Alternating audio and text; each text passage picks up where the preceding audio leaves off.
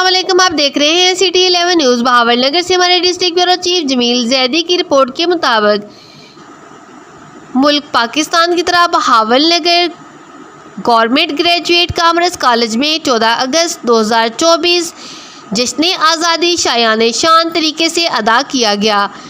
صبح 7:59 پر سائرن بجایا گیا۔ 8 بجے پرچم کشائی کی گئی۔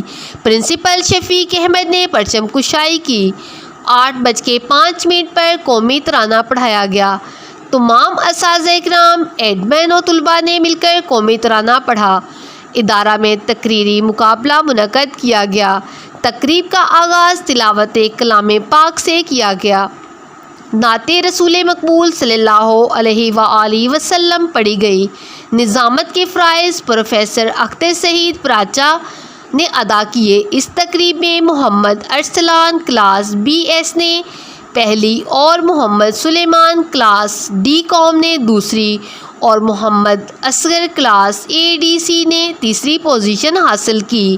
ملی نغمہ کے مقابلہ میں دلاور عباس اے ڈی سی نے پہلی اور احمد حسنین ڈی کام 2 نے دوسری، محمد ارشد اے ڈی سی نے تیسری پوزیشن حاصل کی۔